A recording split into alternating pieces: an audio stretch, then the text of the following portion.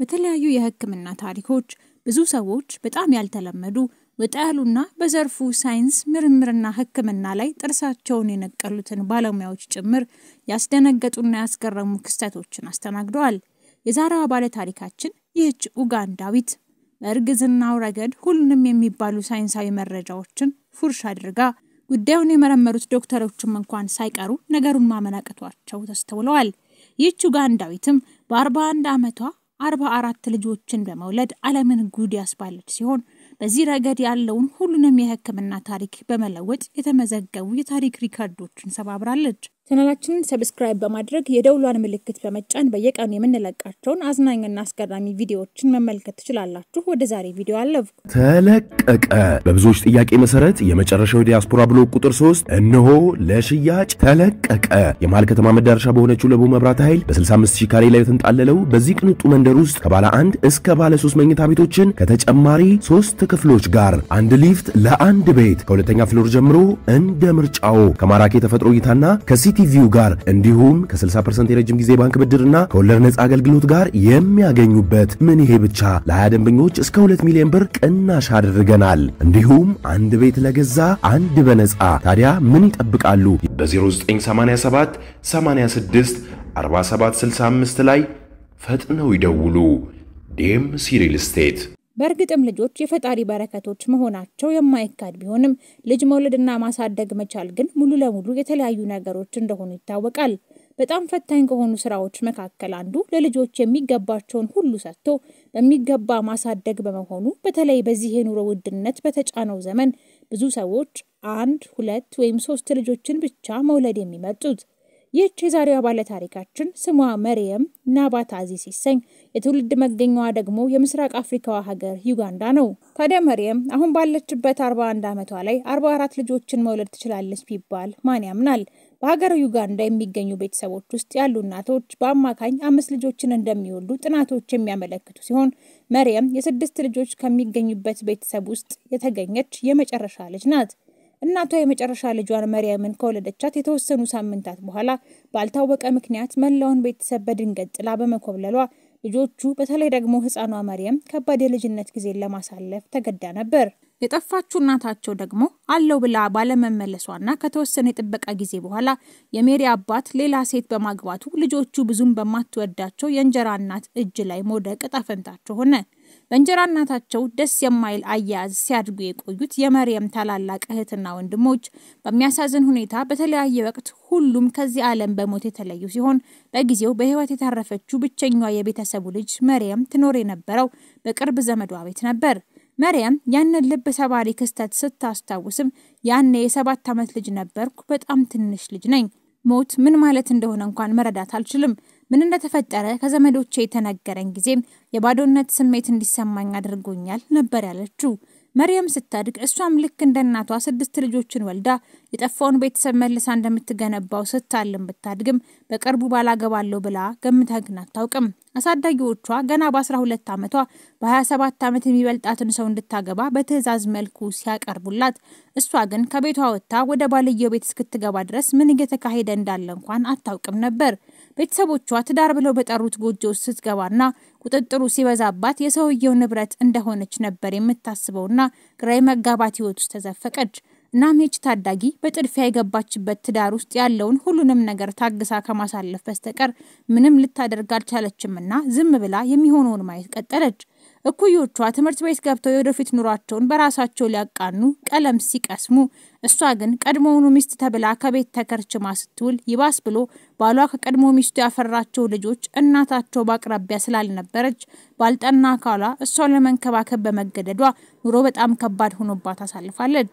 ቤተሰብ የማስተዳደር ምንም ልምድ ያልነበራት መርየም የሁሉ ኃላፊነት የሰጣት ባለቤቷ የማይወደውን ሐሳብ ከሰጠችው ደግሞ እንደሚመታትና ያለውን ሁሉ እንድትፈጽም እንደሚያስገድዳት ተናግራ ትዕዛዙን በፍጥነት ማስተካከል ልትማር ግድ ሲላት ካለበለዚያ ግን ቅጣት እንደሚደርስባት የመጀመሪያ የጋብቻ ወቅት እውነታዋን ተናግራለች። ከጅምሩ ለወላድነት የታጨችው መርየም ታዲያ ብዙም ሳይቆይ በ13 ዓመቷ መንታ ልጆችን በመውለድ ማህፀኗን ማሟሸት ጀመረች።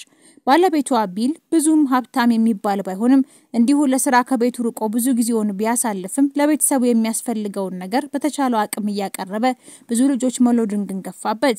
መንታ ልጆችን በወለደች በአመቱ የልጆቿን ቁጥር 5 እንዲደፍን የሚያደርገውን 3 ልጆችን በአንድ ጊዜ ወለደችና ማስገረሟን ጀመረች። በቀጣዩ አመት እርግዝናዋን በድጋሚ 3 ልጅ በመገላገል የሁሉንም ሰው ትኩረት መሳብ የልጆቿን ቁጥር በ3 አመታት ውስጥ 9 አደረሰች። አፍሪካዊ እናቶች ብልሃታቸውና ታታሪነታቸው የሚታወቅ እንደመሆኑ መርየምም ከዚህ የተለየ ሴት ባለመሆኗ በአብዛኛው ጊዜ ባለቤቷ አጠገቧ ባይሆንም እንኳን ለልጆቿ የሚያስፈልገውን በቂ ማዕድ ለማቅረብ ተጨንቃ በመስራት ጠግበው ውለው እንዲያድሩ እጽዋትና አትክልቶችን ተክላ በመንከባከብ የምትችለውን ሁሉ ታደርጋለች። ከጥቂት ቆይታ በኋላ ዳግም ወደ ውልደቷ የተመለሰችው መርየም በቀጣዩ እርግዝናዋም 3 መንታ ልጆችን በመገላገል በድምሩ 12 ልጆችን አግኝታ አጃይብ ማሰኘቷን ቀጠለች። በዚህም ሳትገታ አንድ ጊዜ 2 ሌላ ጊዜ ደግሞ 3 መንትዮችን በተወሰነ ጊዜ ቆይታ ውስጥ አከታትላ በመውለድ ከአመታት በኋላ አጠቃላይ የልጆቿ ቁጥር 23 ደረሱ። ግን ለምንድነው ሁሉ ጊዜ ከአንድ ልጅ በላይ የምወልደው የሚለው ጥያቄ ሁሌም በአእምሮዋ የሚመላለስባት እናት መርየም ምላሽ ለማግኘት ዶክተሮችን አነጋግራለች። ከበርካታ የሕክምና ምርመራዎች በኋላ ሐኪሙ ያልተለመደ የጄኔቲክ ወይም ዘረመል በሽታ እንዳለባት ነግሯት ያን በጣም ከፍተኛ ለሆነ የዘር እንቁላል ፍሬ መፈጠር መንስኤ እንደሆነባት አብራርቷል። ቀጥላም ከዚህ በኋላ መውለዷን ለመክታት ማድረግ የሚችሉትን ማንኛውንም ነገር እንዲያደርጉላት ለሐኪሞቹ ያማከረች ቢሆንም እነሱ ግን ምንም አይነት የእርግዝና መከላከያ ክኒን ከተጠቀመች ወይም እርግዝናውን ለማስቆም የሚያስችል ሕክምና ከወሰደች በራሷ ላይ ከባድ ችግር እንደሚፈጥርባት ነግሯታል። በሙያው ላይ ጥርሳቸውን የነቀሉት ሐኪሞች ሳይቀሩ በመርየም አካል ውስጥ ምን እየተከናወነ እንደሆነ ተገቢውን ነገር ባለማወቃቸውና ከሳይንሱ ግኝትም ያፈነገጠባቸው በመሆኑ ማመን አቅቷቸው ሴትዮዋ የከዚህ በፊቱን ሁሉንም የውልደት ሪካርድ በመስበር የሕክምናውን ታሪክ መለወጧ በእጅጉ አስገረማቸው። ይህች የምስራቅ አፍሪካዋ ሴት ከዚያ በኋላም ተጨማሪ 3 እና 4 መንትዮችን እያፈራረቀች መውለዷን ቀጥሏ ከስካሁኑ ጋራ ተዳምሮ 44 ልጆችን ለማፍራት መብቃቷን የሰማ ያየውን ሰው ሁሉ በአግራሞት አፍ አስከደነች። አሁን ላይ መርየም 6 ልጆቿን በሞታታ 38 ልጆችን ይዛ ትኖራለች። ስለ ውልደቷ መጠን ስትጠየቅም በእነዚህ ሁሉ ከማህፀኗ በፈሩ ልጆች በከበቧ ምንም የሚጸጽታት ነገር እንደሌለና ልጅ መውለድ የፈጣሪ በረከት እንደሆነ አበክራ ተናግራለች። አክላም እኔ የሚቆጨኝ እነዚህን ሁሉ ልጆች ብቻዬን ላሳድጋቸው መገደዴ ነው። አባታቸው እዚህ ከጎናችን ሆኖ ምንም አይነት ሚና አይጫወትም። የሚያደርገው ሲወለዱ ስም ማውጣት ብቻ ነው። አንዳንዴ ለብዙ ወራት አይኖርም፣ ሌላ ጊዜ ደግሞ ለአመታት አላየውም። ከተወሰነ ጊዜ በኋላ ደግሞ ከናካቴው ጠፋ በማለት ነገሩ ልጆቹን መንከባከብ ለመርየም ከገቢ ረገድ ብቻዋን ከባድ ስለሆነባት የበለጠ እንድትሰራ ያደረጋት ሲሆን ገቢዋን ለማሳደግ ስትል በተጨማሪነት የውበት ሚያ ማሰልጠኛ ተቋም ገብታ በመማርና ወደ ስራ በመሰማራት በትርፍ ጊዜዋ ደግሞ አሮጌ ብረታ ብረት እየሰበሰበች ትሸጥ ነበር። ስለ ሁኔታው ስትናገርም ልጆቼ እንዲሰቃዩ አልፈልግም። ስለሆነም እነሱን ለመንከባከብ የሚደረገውን ነገር ሁሉ ማድረግ የኔ ኃላፊነት ነው። አንዳንድ ቀናት በጣም ቢደክመኝም ጠንክሬ መስራት አለብኝ። ለዚህም ፈጣሪ እንደሚከፍለኝና እንደሚረዳኝ አውቃለሁ። ልጆቼ እኔ ያላገኘሁት እድል ሁሉ ሊኖራቸው ይገባል። እነሱ ጠበቃ፣ አስተማሪ አሊያም ዶክተር የመሆን ትልቅ ህልም ስላላቸው ግባቸውን እንዲያሳኩ ፈልጋለሁ። በችግር አድጌ እስካሁን አለው። ባለቤቴ እንኳን ከጎኔ ሆኖ ስለማያውቅ ብዙ እንድሰቃይ አድርጎኛል። ሁሉንም ጊዜን ልጆቼን በመንከባከብና የተወሰነ ገንዘብ ለማግኘት እየሰራው ነው። ምክንያቱም ልጆቼ እንዲሰቃዩ አልፈልግም በማለት አብራርታ ተናግራለች። የመርየም አንድ ወንድ ልጇ ኢቫን አሁን ላይ 23 ዓመት የሞላው ቢሆንም ከ13 ዓመቱ ጀምሮ አባቱን አይቶት አያውቅም። ኢቫን እናቱን ለመርዳት ትምህርቱን ያቋረጠበትን ምክንያት ሲናገር እናቴ ቤተሰቡን ለመከባከብ ስትጨነቅ አያታለሁ። ስራው ለሷ በጣም ከባድ ነው። ምግብ በማብሰልና ዕቃና ልብሶችን በማጠብ እንረዳታለን። በሌላው ነገር ግን ቤተሰቡን ሙሉ ለሙሉ ብቻዋን ተሸክመዋለች። ለዚያም ነው በማንኛውም መንገድ እሷን ለመርዳት ከትምህርት ቤት የቀረውት። እናም እኔና ወንድሞቼ ይህንን ለመለወጥ ጠንክረን እንሰራለን ብሏል። ለትናንሽ ልጆቿ ከጡብ የተሰራና ቆርቆሮ ጣሪያ ያለው ቤት ውስጥ አዘጋጅታ 12 የሚጠጉ ልጆች መካከለኛ አልጋ ተጠጋግተው በተደረደረበት ክፍል ውስጥ ሲተኙ ያሉት ቀጫጭን ፍራሾች በመሆናቸው እግራቸውን እርስ በርስ ደራርበው ነበር የሚያነጉት።